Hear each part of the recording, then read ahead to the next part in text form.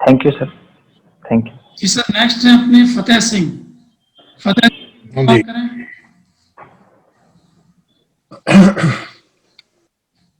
जी sir. Fateh Singh Meena, जी sir. नमस्ते। नमस्ते सर। आप भी इंजीनियर हैं, दौसा के रहने वाले हैं, आपका एकेडमिक रिकॉर्ड अच्छा है। 84, 71, 63% आप लाए बीटेक में, और अभी आप सर्विस नहीं कर रहे हैं। प्लेइंग वॉचिंग क्रिकेट ये आपकी जी हॉबी सर। है।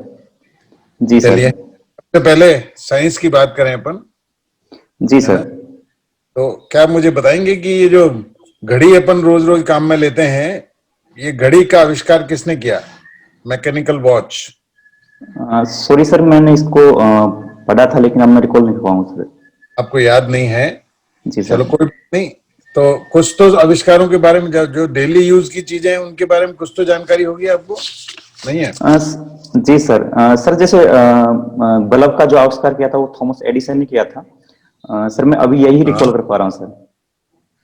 केवल एक ही? चलो कोई बात नहीं। जी सर। एक सब्जेक्ट होता है एकॉस्टिक्स। एकॉस्टिक्स सर मैं आपको ऑडिबल नहीं हूँ।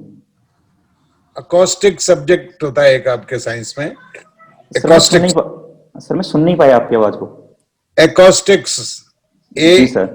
EOUSTICS। जी सर। एकॉस्टिक, ये सब्जेक्ट क्या होता है?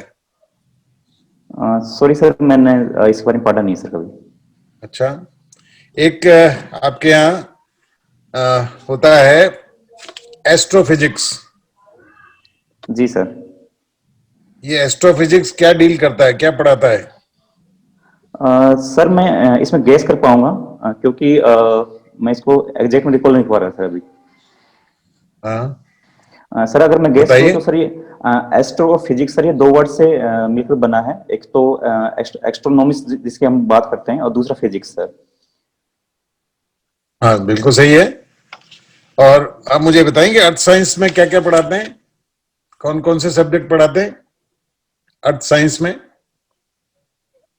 सॉरी सर, अर्थ साइंस का जियोलॉजी सर, मैं मे बी जियोलॉजी और जियोग्राफी ये अर्थ साइंस के पार्ट हो सकते हैं सर, लेकिन मैं इसके सब पार्ट्स वो याद नहीं कर पा रहा सर। एक मीटीरियोलॉजी होती है, जी सर। ये क्या होती है? सर मीटेरोलॉजी जो ब्रह्मांड ब्रह्मांड के जो प्लैनेट्स वगैरह होते हैं उनकी स्टडी की जाती है सर। वो तो प्लेनेटोलॉजी होती है। May be sir. चलो कोई बात नहीं फतेह सिंह जी। अब अपन राजस्थान के अपने इतिहास की बात करते हैं, भारत के इतिहास की। जी सर। भारत माता का चित्र, प्रसिद्ध चित्र कब और किसने बनाया पहली बार? सॉरी सर, इस बारे में कभी नहीं पढ़ा सर आज तक। कभी पढ़ा ही नहीं? नहीं सर। बहुत माना जाता है आजकल, बहुत मानते हैं इसको। बंगाल में कुछ सर आपकी आवाज नहीं आ रही सर। मेरी आवाज नहीं आ रही है? आपका ऑडियो गड़बड़ है। सर अब आ रही है, अब आ रही है सर। अब आ रही है? जी सर। तो आप मुझे बताएं कि आप आरएएस में क्यों आना चाहते हैं? जी सर। सर मेरा मानना है कि जो आरएस सेवा है वो मुझे एक डाइवर्स फील्ड प्रोवाइड करेगी, जो सर बाकी गवर्नमेंट जो सेक्टर है वो नहीं प्रोवाइड कर सकते सर। मैं सर इन डाइवर्स फील्ड में सर सोसाइटी को सर्व करने का प्रयास करूंगा। इसके साथ ही सर यह एक प्रेस्टिजियस जॉब है सर, जो मुझे जॉब सेटिस्फेक्शन के साथ साथ सर जॉब सिक्योरिटी प्रोवाइड करेगी sir. Then what are the practical qualities should be there in an RAS officer? व्यावहारिक रूप से क्या, अब क्या क्वालिटीज, क्या गुण होने चाहिए, व्यावहारिक गुण क्या होने चाहिए आरएएस अफसर में? जी सर। सर हम प्रैक्टिकल जो उनकी बात करें तो सबसे पहले लीडरशिप क्वालिटी होनी चाहिए। उनकी जो कम्युनिकेशन स्किल है वो अच्छी होनी चाहिए। साथ में जो कल्चरल वैल्यूज होती है वो सर एक आरएस ऑफिसर में होने बहुत जरूरी है। साथ में ही अगर मैं बात करूं तो जो वर्क लाइफ बैलेंस है, वर्क और लाइफ बैलेंस है, वो भी उनमें करंट के अगर सिनेरियो की बात करें तो अच्छा होना चाहिए सर। डिजास्टर, कोई भी आपदा अगर आ जाती है जी सर। तो आपदा में सबसे पहले, कोई भी प्रकार की आपदा आ जाए, जी सर। डिजास्टर आ जाए, तो सबसे पहले एक आरएएस अधिकारी को क्या तैयारी करनी चाहिए? सर अगर आपदा आ चुकी है तो सर वहाँ पे रेस्क्यू टीम को भेजना होता है सर, जो नेशनल या फिर स्टेट डिजास्टर रेस्पॉन्स टीम होती है सर, उसको भेजा जाता है सर डीएम के द्वारा रेस्क्यू रेस्क्यू ऑपरेशन करने के लिए सर। आपके एक आरएस अधिकारी हैं आप, आपका पहला रिएक्शन कैसे भेजेंगे आप उसको रेस्क्यू ऑपरेशन के लिए, कैसे भेजेंगे आप रेस्क्यू अथॉरिटी को? सर मुझे गाइडेंस प्रोवाइड की जाएगी सर डीएम के द्वारा, और अगर वो मुझे फोर्स प्रोवाइड करते हैं तो मैं उनको ऑर्डर दूंगा कि आप इस एरिया को जल्दी से संभालें, और जो भी रिक्वायरमेंट है किसी को रेस्क्यू करना है वो करें जल्दी से जाके। अच्छा, अगर कैजुअलिटीज हो गई हैं जी तो sir. Who will be the first to respond? अगर कोई कैजुअलिटी हो गई, कहीं जी सर। एक्सीडेंट, कोई आग लग गई है और कोई कारण से कैजुअलिटी हो गई, तो सबसे पहले कौन रिस्पॉन्ड करेगा, कौन सबसे पहले अटेंड करेगा, आएगा? सर कैजुअलिटी हो गई है तो सर उस केस में जो अगर सर ये मल्टीपल जो सेक्टर होते हैं, डिपार्टमेंट्स होते हैं, उनके सर कोऑर्डिनेशन की जरूरत पड़ेगी सर यहाँ पे। जैसे पुलिस भी वहाँ पे सर जाएगी, क्योंकि वहाँ पे अगर ऐसा सीन बनता है कि जहाँ पे पुलिस, तो सब आएंगे, लेकिन सबसे पहले कौन रिस्पॉन्ड करेगा, सबसे पहले कौन आएगा, सबसे पहले किसको भेजोगे आप? सर मैं सबसे पहले एम्बुलेंस को भेजूंगा सर। चलो, वो फर्स्ट एड तो कराओगे नहीं कराओगे उनका? जी सर। चलिए कोई बात नहीं, अपन इतिहास की थोड़ी बात कर लें। जी सर। आप मुझे बताएंगे कि हमारे इतिहास में वराहमिहिर कौन हुए हैं? सर वराहमिहिर हैं जो एस्ट्रोनॉमर थे सर, ये गुप्त काल के एक अच्छे मैं कहूँगा साइंटिस्ट थे सर। हाँ, जी सर। मैकॉले के बारे में सुना है आपने? मैकॉले सर, जी सर सुना है मैकॉले बारे में। कौन थे मैकॉले? सर ये एक लॉ मेंबर कहूंगा मैं, ये जो ब्रिटिश शासन थे उनके पार्ट थे। ये सबसे पहले बेंटिक, विलियम बेंटिक के टाइम पे 1833 में सर ये इनका आगमन हुआ था सर भारत में। अच्छा, भारत में सबसे पहले एग्रीकल्चर कॉलेज कहाँ बना था? सर पूसा बिहार में बना था सर।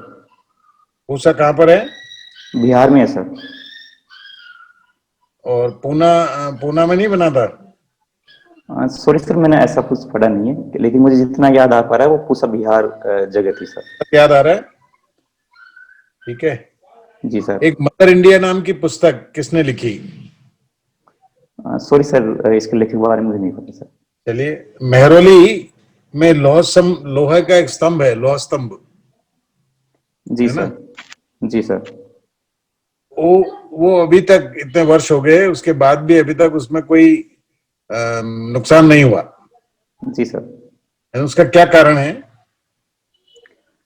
सर मुझे ये पता है कि ये चंद्रगुप्त टू से रिलेटेड है, लेकिन इसकी जो मेट्रोलॉजी उन्होंने कब पढ़ी नहीं सर, कि उसके पीछे जो जंग नहीं लगी या नुकसान नहीं हुआ, उसके पीछे एग्जैक्ट रीजन क्या है सर, इस बारे में कभी पढ़ा नहीं सर। इस वालों को तो बिल्कुल पकड़ में आ जानी चाहिए। एक लंदन में होम रूल सोसाइटी की स्थापना की थी। जी सर। किसने की थी? सर होम रूल्स सोसाइटी की शायद मैं गैस कर पा रहा हूँ सर, श्यामजी कृष्ण वर्मा ने की थी सर। गुड, सही आंसर है। एक बात बताएं कि जो जलियांवाला बाग हत्याकांड हुआ था, उसमें जनरल ओ डायर ने निहत्थे लोगों की हत्या की थी। उस डायर की हत्या किसने की लंदन में जाकर? सर उधम सिंह थे, उन्होंने जाके की थी sir. Very good. Udham Singh कहाँ के रहने वाले थे, पता है आपको? सर पंजाब के थे शायद। सबसे पहले अपने यहाँ पर पीडब्ल्यूडी कब बना?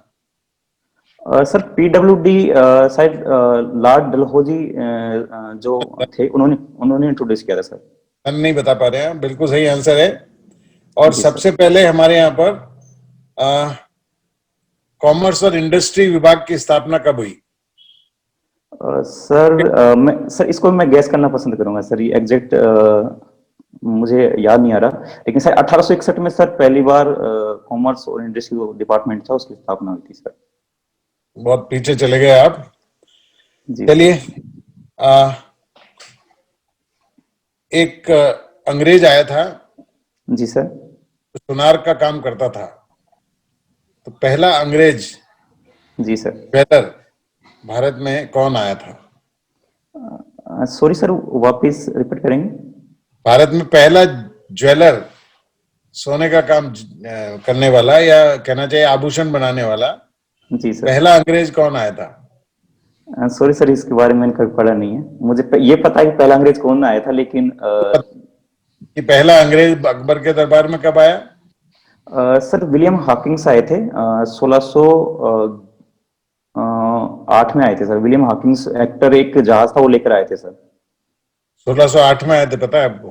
1611 या 1608 सर, मैं कंफर्म नहीं हूँ सर इसके बारे में। अकबर के दरबार में आए थे ना? सर जहांगीर के दरबार में आए थे शायद। जहांगीर के दरबार में तो कोई दूसरा आया था, आप कंफ्यूज हो रहे हैं।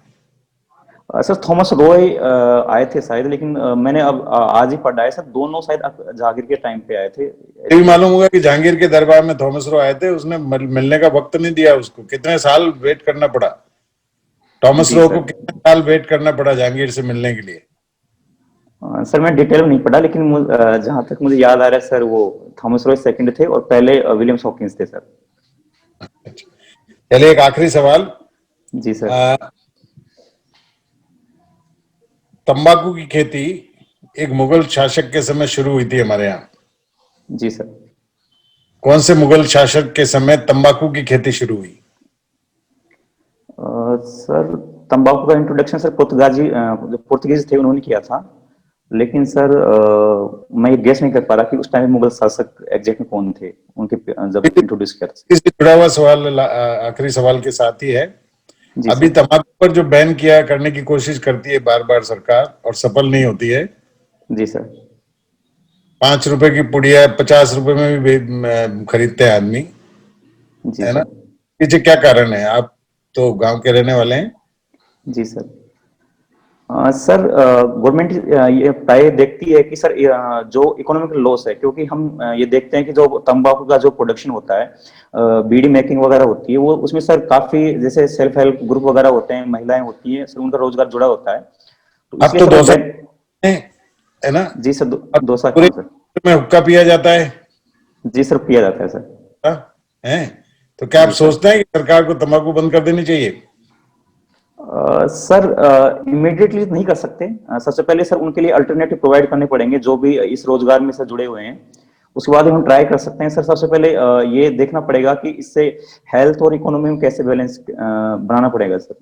चलिए धन्यवाद सिंह जी, थैंक यू। जी सर, थैंक यू जी। फतेह जी आवाज आ रही है? सर आवाज आ रही है। फतेह जी थोड़ा सा मुझे B.R. अम्बेडकर के बारे में बताएंगे कुछ? जी सर।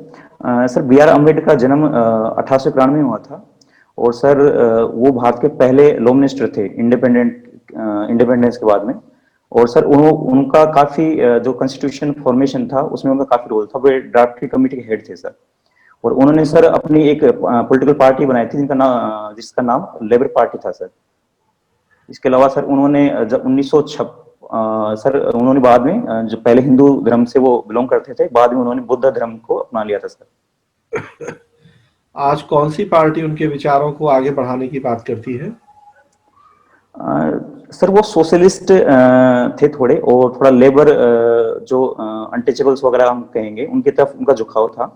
तो मैं कहूँगा जो CPI पार्टी है उनका भी काफी आइडियोलॉजी सेम है, और कांग्रेस पार्टी है उनका भी काफी आइडियोलॉजी उनसे सेम मैच होती है सर, थोड़ी थोड़ी। BSP का नाम नहीं लेना चाहेंगे आप?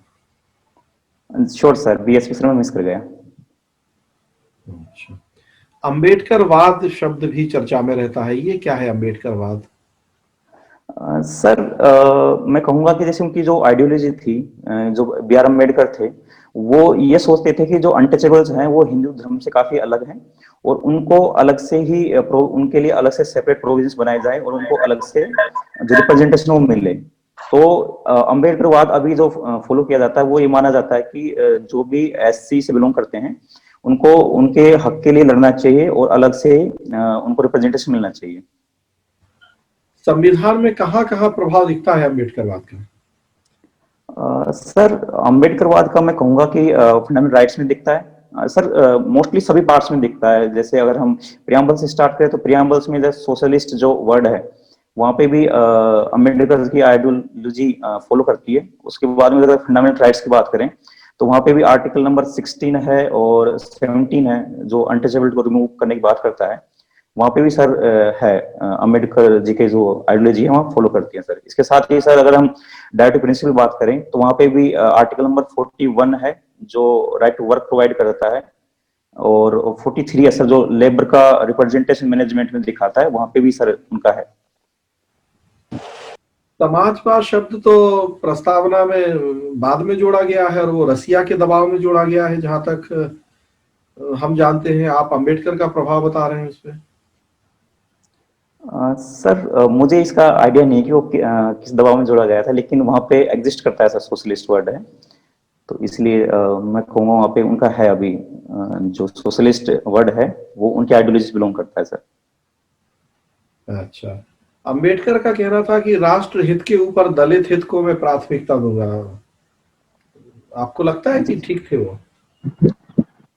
सर मैंने ये चीज पढ़ी नहीं है, लेकिन अगर ऐसा कुछ है तो मैं कहूंगा कि ये जो उनकी आइडियोलॉजी थी या फिर जो सेंटेंस था वो सही नहीं था, क्योंकि राष्ट्र का निर्माण सर बहुत सारी कम्युनिटीज और बहुत सारी रिलीजियस जो फॉलोअर्स होते हैं उनसे मिलकर बना होता है। तो दलित हित सर मैं कहूंगा कि एक सपाट के रूप में देख सकते हैं, लेकिन दलित हित राष्ट्र हित से ऊपर नहीं होना चाहिए sir.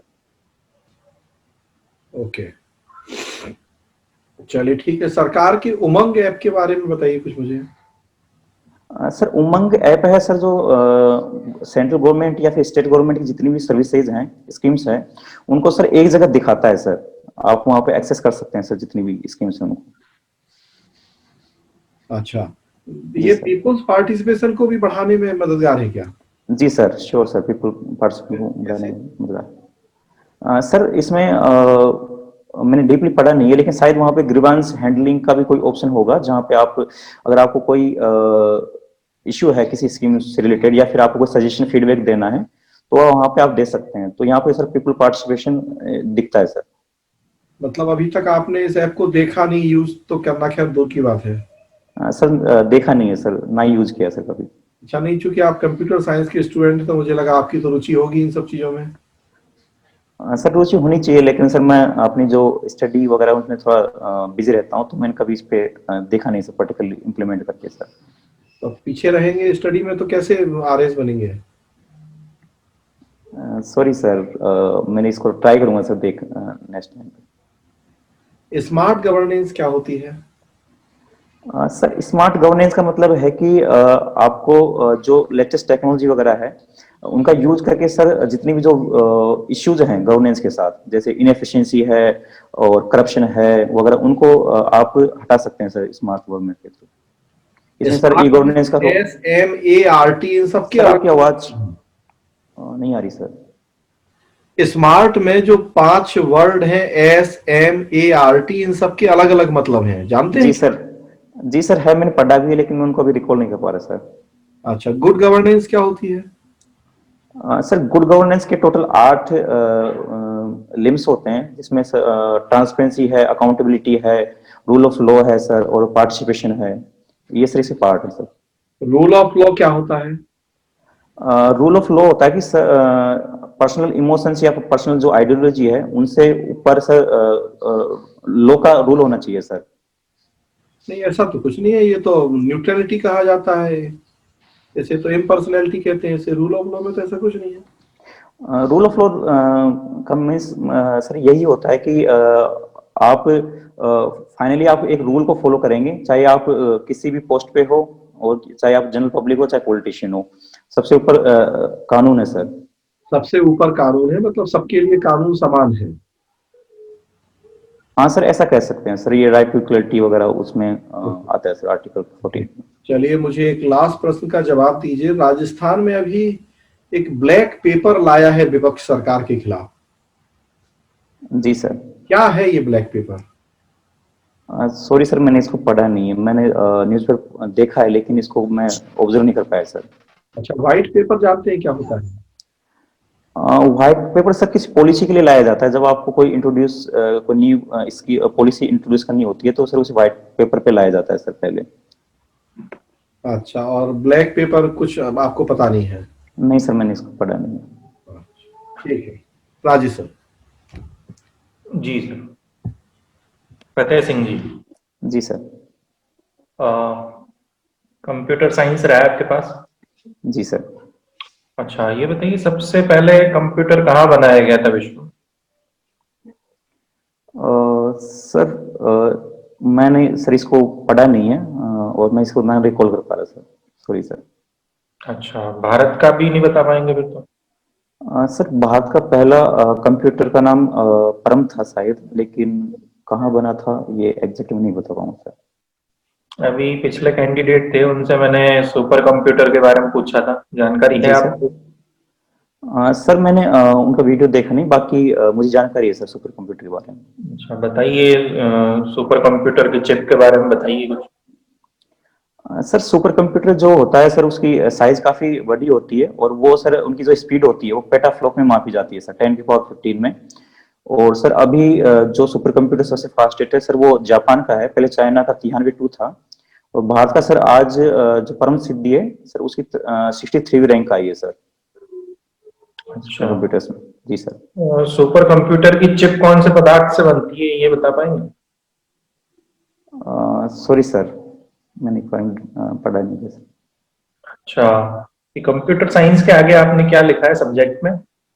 Computer science and engineering है सर ये अच्छा, पूरा। इंजीनियरिंग। जी सर। आपको कंप्यूटर बनाने को कहा जाए तो बना सकते हैं आप? नहीं सर, मैं नहीं बना पाऊंगा, क्योंकि मैंने कभी हार्डवेयर में काम नहीं किया सर। मेरी जो ग्रेजुएशन थी वो सर सॉफ्टवेयर से रिलेटेड थी, कि सॉफ्टवेयर का डेवलपमेंट कैसे किया जाता है सर। अच्छा, हार्डवेयर सीखना चाहिए क्या आपको? सर सीखना चाहिए, क्योंकि फ्यूचर की रिक्वायरमेंट है, और आपको जैसे हम सिक्योरिटी की बात करें या साइबर सिक्योरिटी बात करें, तो वहाँ पे आपको हार्डवेयर के बारे में पता रहना चाहिए कि कौन सा हार्डवेयर कहाँ से बना हुआ है, इसके क्या क्या लूप होल्स हो सकते हैं सर।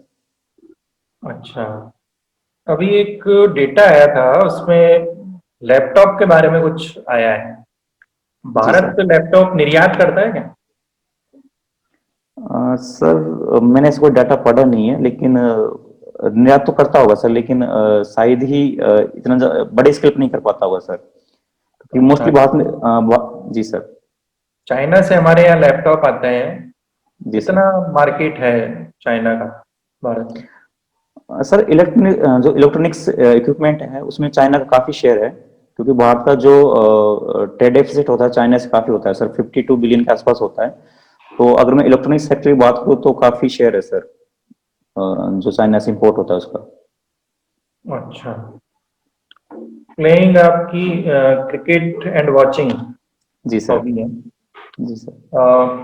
क्रिकेट को कॉमनवेल्थ में शामिल किया गया है क्या?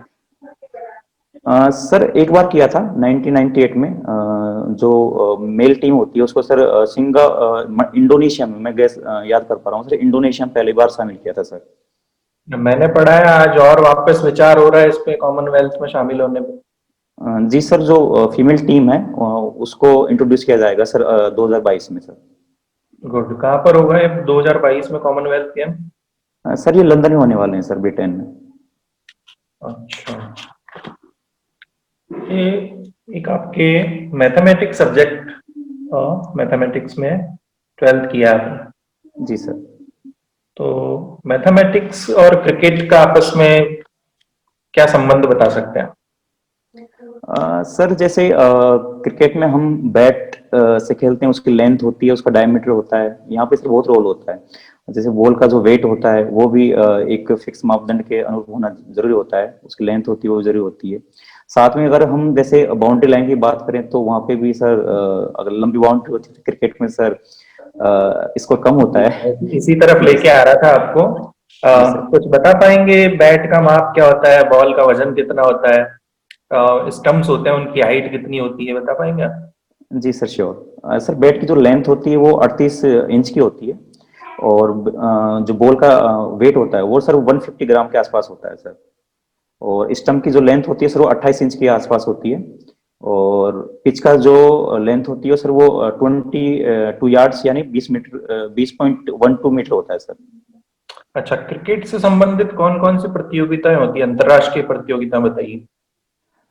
सर वर्ल्ड कप होते हैं सर, T20 वर्ल्ड कप होता है, ODI वर्ल्ड कप होता है, टेस्ट चैंपियनशिप होती है, इसके साथ ही सर रिसेंट में जैसे लीग टूर्नामेंट्स होते हैं, जैसे आईपीएल है, बीबीएल है और कैरेबियन प्रीमियर लीग होती है सर, पाकिस्तान में पीएसएल है। कुछ सीरीज भी होती हैं? सर टेस्ट सीरीज होती है, जैसे फेमस में एसएस की बात करूं जो इंग्लैंड और ऑस्ट्रेलिया के बीच में होती है सर।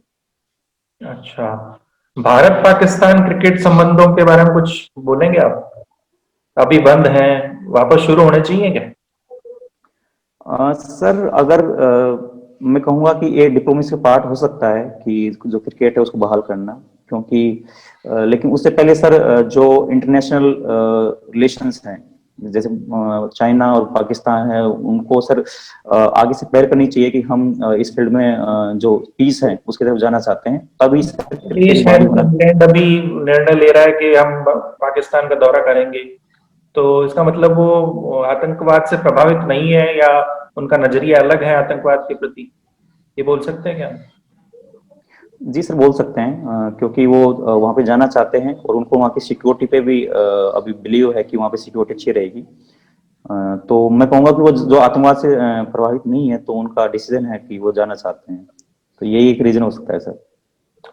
अच्छा, भारत और अमेरिका संबंध, जी सर। इनको अपन कंप्यूटर तकनीक से जोड़ के देखें तो क्या विचार रखेंगे आप? सर कंप्यूटर तकनीक की बात करें तो जो वहाँ की सिलिकॉन वैली है कैलिफोर्निया की अमेरिका में, वहाँ पे सर भारत के जो डायस्पोरा है उनका सर काफी ज्यादा रोल रहता है। अगर हम जो गूगल के सीईओ हैं वो भारत के हैं, एप्पल के सीईओ हैं वो भी भारत के हैं, तो मैं कहूँगा काफी मतलब भारत का जो ट्रेड बेनिफिट होता है भारत को अमेरिका के साथ, वो सर काफी रोल होता है सर उसमें, सॉफ्टवेयर इंजीनियरिंग का और सॉफ्टवेयर जो एक्सपोर्ट इम्पोर्ट होता है उसका सर। चलिए, वेरी गुड जी। Lalit sir, Lalit sir. जी फतेह सिंह जी, मेरी आवाज आ रही है आपको? जी सर, नमस्ते सर। नमस्कार। अच्छा फतेह सिंह जी बताएं कि प्रशासनिक नीति शास्त्र क्या होता है?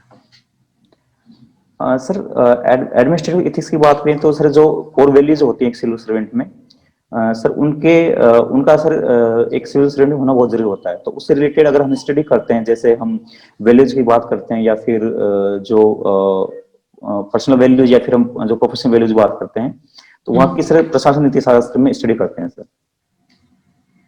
ठीक है। अच्छा ये जैसे प्रशासनिक नैतिकता की स्थापना करनी हो, जी सर, उसमें किन मूल्यों का ध्यान रखा जाना चाहिए? सर प्रशासनिक नैतिकता सर इसके जो मल्टीपल स्टेक होल्डर्स होते हैं, फैमिली लेवल से सोसाइटी है, स्कूल लेवल है, बाद में उनकी ट्रेनिंग है सर, उनमें जितनी वैल्यूज होती है उनका सर सबका ध्यान रखना जरूरी है। जैसे? अगर हम सर जैसे ऑनेस्टी होती है, इंटीग्रिटी होती है, ऑब्जेक्टिविटी होती है, ओपननेस होती है सर, और साइंटिफिक टेम्परामेंट इंटीग्रिटी क्या होता है। होता है? सर इंटीग्रिटी का मतलब ये होता है कि अगर हमारी जो वैल्यू सिस्टम है वो किसी सिचुएशन चेंज ना हो, चाहे अपने ऊपर कितना प्रेशर हो, चाहे हम अकेले हो, तो भी हम वही एक्शन ले जो एक इथिकल व्यक्ति को लेना चाहिए सर। नहीं होता क्या है इंटीग्रिटी खुद इटसेल्फ क्या है? सर एक वैल्यू है ये सर, एक सिविल सर्वेंट की। इसका अर्थ बता पाएंगे आप? सर मैं आपको एग्जांपल के थ्रू समझा सकता हूँ सर। दीजिए एग्जांपल। सर जैसे मेरी इंटीग्रिटी है कि मैं पब्लिक प्लेस पे सर जो कूड़ा करकट है वो नहीं फेंकता, तो जब मैं लोगों के सामने हूँ तो भी मैं उसको डस्टबिन में फेंकूंगा, और अगर मैं अकेला रोड पे जा रहा हूँ जब मुझे कोई भी नहीं देख रहा तो भी मैं सर उसको डस्टबिन में फेंकूंगा। तो सर ये मेरी इंटीग्रिटी शो करता है कि मैं हर सिचुएशन में अपनी जो वैल्यू सिस्टम उसको फॉलो कर रहा हूँ सर। ओके। अच्छा आप इस संथानम समिति का नाम सुना है आपने? जी सर। इन्होंने भ्रष्टाचार से संबंधित कुछ सिफारिशें की है। जी सर, सर इनकी सिफारिश पे ही जो सेंट्रल विजिलेंस कमीशन है, सीवीसी है, उनकी स्थापना हुई थी सर। राइट। और जी सर, सर जो सीबीआई है सर उसको भी सर इसके तहत ही जो पब्लिक एस्टेब्लिशमेंट एक्ट है उसके तहत लाया गया था सर। अच्छा भ्रष्टाचार क्या होता है? सर भ्रष्टाचार कोई भी एक्शन जो मॉनेटरी या फिर अदर बेनिफिशियल पर्पज से किया जाता है, जो कानून के अगेंस्ट है, मतलब खुद ही पर्सनल उसके बेनिफिट के लिए किया जाता है, और कानून एक लीगल जो लॉ है या फिर रूल है उसके अगेंस्ट है सर। ठीक है, आप कहाँ से हो? दौसा से हो? जी सर। ये बताएं कि दौसा जयपुर से अलग कब हुआ? सर इसे 10 अप्रैल 1991 में अलग किया गया था सर, 29वें डिस्ट्रिक्ट के रूप में। और इसमें कुछ और क्षेत्र बाद में मिला भी गया? जी सर, बाद में सर पहले इसकी 4 तहसील थी, दौसा, लालसोट, बसवा और सिकराई, और सर महुआ को फिर सवाई माधोपुर से अलग करके इसमें जोड़ा गया था सर 1992 में, 1992 में सर, 15 अगस्त 1992 में सर। राइट। अच्छा, आभानेरी के बारे में कुछ बता दें। जी सर आभानेरी की जो बावड़ी है या फिर जो वहाँ पे हर्षद माता का मंदिर है सर, ये दोनों चीजें प्रतिहार कालीन की सभ्यताएं का पार्ट है। और ये सर यहाँ पे हर्षद माता का मंदिर है सर, वो मैं कहूँगा कि 8वीं सदी का है, और इसे जो प्रतिहार राजा थे उन्होंने निर्माण कराया था। और चांद बावड़ी है सर, वो राजा चांद ने निर्माण कराया था सर। इसकी लगभग 3300 सीढ़ियां हैं सर इसमें, और इसकी हाइट है वो लगभग 100 फीट है सर। तो यहाँ एक राजवंश भी रहा है सर आभानेरी बावड़ी में एक क्षत्रिय वंश रहा है यहाँ पे आभानेरी में सर। इसको निकुंभ क्षत्रिय कहते हैं सर, जो क्षत्रिय वंश रहा है उसको निकुंभ क्षत्रिय। राइट। अच्छा, ये बताएं कि राजस्थान की पहली रेलगाड़ी कब चली थी? सॉरी सर, इसके बारे में नहीं पढ़ा सर। अच्छा, ये जो भारत का प्रथम स्वतंत्रता दिवस पर जो झंडा फहराया गया था उसका निर्माण कहाँ हुआ था? सर ये आलूदा गांव में सर खादी का ग्रामोद्योग है, वहां पे सर ये बना था कपड़ा सर। ठीक है। अच्छा, मेहंदीपुर बालाजी क्या है? सर मेहंदीपुर बालाजी का मंदिर है, वो लगभग 1000 पुराना है, और ये दौसा और करौली की जो बॉर्डर है वहां पे स्थित है सर। यहाँ पे सर हनुमान जी का जो मूर्ति लगी हुई है, और यहाँ पे भूत प्रेत से जो पीड़ित व्यक्ति हैं उनका निदान किया जाता है सर। मेला कब बढ़ता है इनका? सर इसका हनुमान जयंती पर बढ़ता है सर मेला। और सॉरी सर, मैं इतना ही पता इसके बारे में। अच्छा, ये बताएं कि टीकाराम पालीवाल और दौसा में क्या संबंध है? सर टीकाराम पालीवाल है वो राजस्थान के पहले निर्वाचित मुख्यमंत्री थे। ये दौसा की सिकराई तहसील से बिलोंग करते थे सर। अच्छा, ये कब हुआ था निर्वाचन इनका? सर इनका 1952 में हुआ होगा सर, क्योंकि पहली बार चुनाव 1952 में हुए थे सर। अच्छा, बंजारों की छतरियां कहाँ हैं? सर ये हमारी तहसील लालसोट में है सर। ओके। और माधोराजपुरा का किला? सॉरी सर, आप रिपीट करेंगे? माधोराजपुरा का किला? सॉरी सर, इसके बारे में नहीं पता मैंने। ठीक जी, उपाध्याय सर। हाँ जी, फतेह सिंह जी। जी सर। थोड़ा इतिहास की जानकारी, भारतीय सामान्य इतिहास की जानकारी होनी चाहिए, है ना। भारत के बारे में जो जरूरी जानकारी है वो आपको थोड़ी सी कम लगी मुझे। बाकी आपकी जीके सामान्य ज्ञान आपका अच्छा है। करंट इश्यूज पर भी आपके जवाब बहुत अच्छे अच्छे थे। चाइना के साथ व्यापार के बारे में आपसे बात करी थी, वो भी उसमें थोड़ी सी कहीं कमी लगी मुझे। कम्युनिकेशन स्किल ठीक है आपका, बस आप थोड़ा सा अपना टर्नआउट ठीक करें, दाढ़ी वाड़ी बनाएं ढंग से, है ना। अपना टर्नआउट थोड़ा ठीक करें, थोड़ा स्माइलिंग फेस है आपका, अच्छी बात है। कुछ सवालों के जवाब आपको नहीं आए, कोई जरूरी नहीं है कि सब सवालों के जवाब आए, लेकिन कुल मिलाकर परफॉर्मेंस बहुत बढ़िया है। थोड़ा और तैयारी करेंगे, थोड़ी और अध्ययन करेंगे, थोड़ा सा न्यूज़पेपर, जीके और करंट इश्यूज के बारे में, तो आपका सिलेक्शन होगा ही होगा, पक्का। Thank you sir. Money back guarantee. Thank you. Thank you sir. जी फतेह जी, बिल्कुल सर, मैं सहमत हूँ सर की बात से। बहुत अच्छा है ओवरऑल आपका। थोड़ा सा न्यूज़पेपर अच्छे से पढ़िए। ब्लैक पेपर, आज ही न्यूज़पेपर में न्यूज है, अच्छी खासी न्यूज है, राजस्थान में जारी किया है विपक्ष ने, तो आपको पता नहीं है तो सर पढ़ा था लेकिन पढ़ नहीं पाया सर, मिस कर गया इसको सर। हाँ, थोड़ा ढंग से पढ़िए उसे। बाकी कंप्यूटर से जुड़ी जो भी बातें हैं, चूंकि वो आपका बैकग्राउंड है एकेडमिक, तो उससे जुड़ी चीजों की जानकारी हो। ओवरऑल अच्छा है आपका, बिल्कुल होना चाहिए सिलेक्शन आप। Thank you sir. जी राजेश। जी। बाकी सर ने बता ही दिया है, बाकी करंट अफेयर्स थोड़ा देख लें, कंप्यूटर से रिलेटेड जो आपकी जानकारियां थी सीमित थी, उनको बढ़ाइए। आत्मविश्वास अच्छा है आपका, लेकिन जहां पर आपको कमियां लग रही है उनको दूर कीजिए, ठीक है? बाकी श्योर सर, ट्राई करूंगा मैं। शुभकामनाएं। Thank you sir. जी फतेह सिंह जी, आपका व्यक्तित्व पाठ काफी बढ़िया है। भाषा शैली, शब्द चयन ठीक है। ज्ञानात्मक पाठ में हम देखें तो साइंस आपका बैकग्राउंड है, तो आप साइंस की शाखाएं नहीं बता पाए। सर मेरा 12th तक हिंदी में, शब्दावली सर मेरा 12th तक नहीं, ये आपका एक्सक्यूज मान्य नहीं होगा कि आपने बहुत पहले पढ़ा या अभी पढ़ा। आपको मैं तो कम से कम या प्री में शाखाएं तो आपने सर मैं पढ़ी होंगी। 12th तक हिंदी मीडियम से था, तो जो सर ने वर्ड्स बोले थे वो इंग्लिश से थे सर, तो वो मैं गैस नहीं कर पाया एक्चुअली में ये कहाँ से बिलोंग करते हैं सर। आप पूछ लेते कि सर मुझे इसका हिंदी बता सर दें। मैं पढ़ लूंगा, ट्राई करूंगा सर जितना भी है। हाँ, उसको आप थोड़ा सामान्य बातें तैयार रखें साइंस की। इतिहास में आधुनिक भारत और उसके जैसे आंसर आपको अच्छे आने चाहिए। और जहां आपको आंसर नहीं आए वहां आप बिना अनुमति के अनुमान नहीं लगाएं। जैसे अंबेडकर के मामले में कई जगह अनुमान लगाते हुए नजर आए हैं, तो अनुमान से बचें। और कंप्यूटर का सर ने आपको बता ही दिया, आपको पूरा विस्तृत नॉलेज होना चाहिए। और क्षेत्रीय ज्ञान को थोड़ा और बढ़ाएं, राजस्थान जी के पूरा लगभग। एक आपको जो मुझे बार बार लगा है वो है कि आपका कोई भी आंसर जो होता है उसमें आप या तो लगभग लगा देते हैं या आप आसपास बोल देते हैं।